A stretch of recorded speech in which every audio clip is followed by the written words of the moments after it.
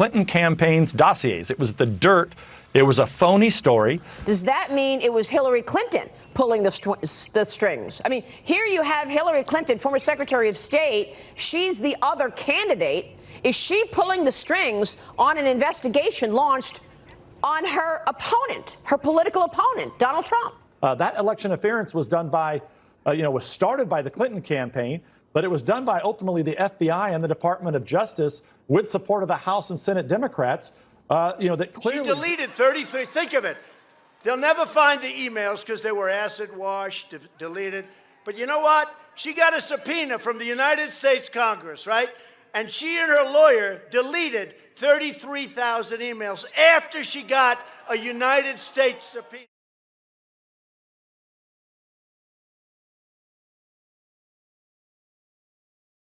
This week, he joined me on Mornings with Maria over on Fox Business with some breaking news on the Steele dossier. Watch.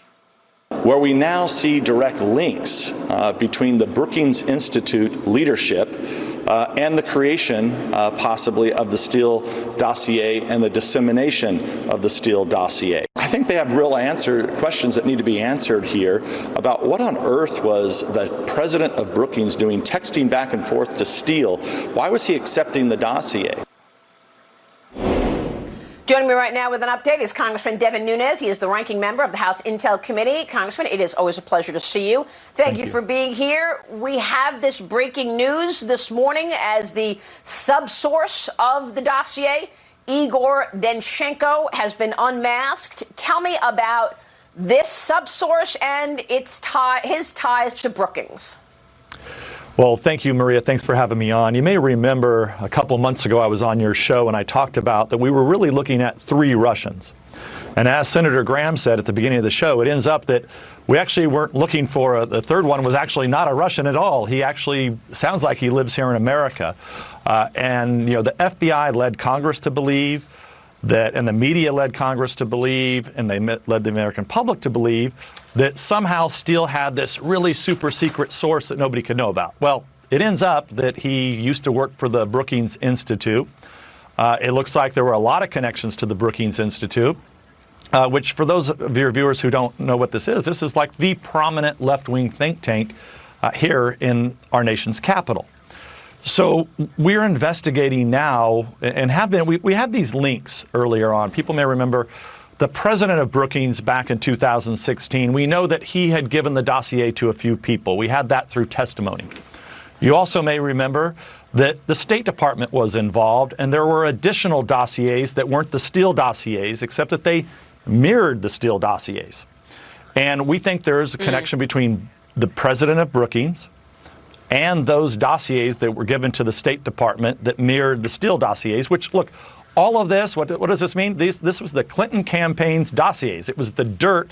It was a phony story that they sold not only to the American people, but they sold it and corrupted our FBI, where it appears like these dirty cops were more than willing to take this information and present it to the FISA court. So here's the final point on Brookings. So here's the final point. So we've now expanded our investigation, full-blown investigation into the Brookings Institute, and it really centers on 2 issues. One is the IRS. This is a tax-exempt organization. They're supposed to stay out of politics. They clearly have not done that. They've obstructed our investigation with propaganda for the last 4 years. It's well known that they've attacked our investigation for 4 years through this kind of phony legal group of fact checkers that they set up. So we need to look at see if they have been involved in politics.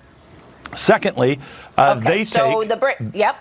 secondly, they also take foreign money from foreign countries and foreign governments. And we need to know what foreign governments were involved in this, because were they acting on behalf of a foreign power? Everybody's questioned, for all this time, when it was, the Trump campaign and Republicans were involved with Russians. Well, who was the Brookings Institute? Who are their foreign donors? And are they doing all of this not just to help the Democratic Party, but also any foreign government? Well, what this all tells me, including the subsource revealed, is that there was indeed collusion in this country, but it was collusion with Hillary Clinton and the Democrats. Is that a fair statement? Well, yeah, and it also just goes to show you that this was some sick fantasy that was made up by the Clinton campaign and their operatives. You know, and think of this. You had people in the media, remember this whole thing about prostitutes and P-tapes in Moscow? These fools were running around all over Europe in Moscow, the leading institutions, these supposed leading reporters. But, you know, nobody calls them out on that. And the whole thing was like some sick fantasy made up by the Clinton campaign.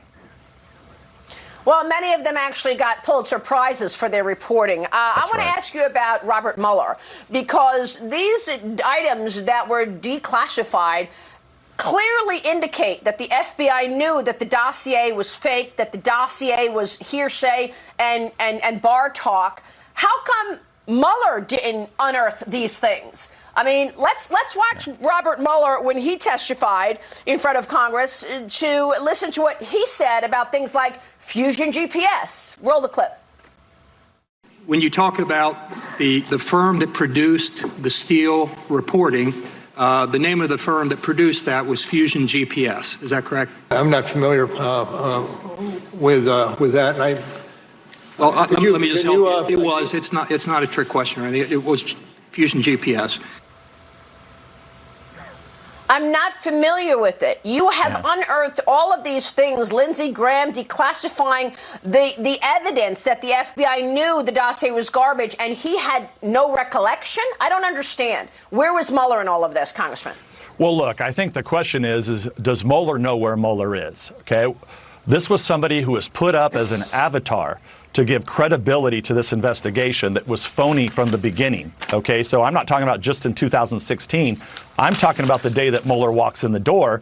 I'm not sure he knows what the hell's going on. And clearly, a couple of years later, when he testifies before Congress, to not know who Fusion GPS is was astounding. And you know, look, the Democratic Party, it's very odd for a party that seems to be, against white people and always talking about racism. They sure like to prop up these avatar old white dudes. They have one run for president right now who's hiding in his basement who won't answer questions. What was his involvement? Their presidential candidate, supposedly went after and was the one who concocted this idea to use the Logan Act to investigate the Trump campaign and the incoming president, by the way. Well, you've made 14 criminal referrals with a 15th pending. We are waiting on John Durham to investigate that. We're going to hear more from John Durham soon, I assume. Let me move on real quick about the technology CEOs testifying, not in front of your committee, but they're going to be testifying this week in the House, in front of the Judiciary Committee. You have said conservative censorship is the most important issue ahead of the 2020 election. What do you want to hear from people like the head of Twitter, the head of Google, etc., when they testify this week? Well, look, Congress gave these guys special powers so that they could create companies so that people could go and use the internet. It was supposed to be an open public square. Think of it as a public square where everyone, as long as they're following the law, they can go out there and state their case and participate in that public square. What's happened here is that Facebook and Google and Twitter are partisan hacks for the Democratic Party and the left. She deleted 33. Think of it. They'll never find the emails because they were acid washed, deleted. But you know what? She got a subpoena from the United States Congress, right? And she and her lawyer deleted 33,000 emails after she got a United States subpoena. And you say, why isn't she guilty of a major crime, right? And then she took her telephones and she smashed them with a hammer, right? And then she took the other ones and she deleted them. And now the Mueller scam, these people, the worst people. I have a friend, a very smart guy, very streetwise guy. He said, you have to be the most honest guy in the world to go through 3 years of investigations where they have the worst human beings in the world. They worked for the Democrats. Mueller didn't have a clue. This guy was totally...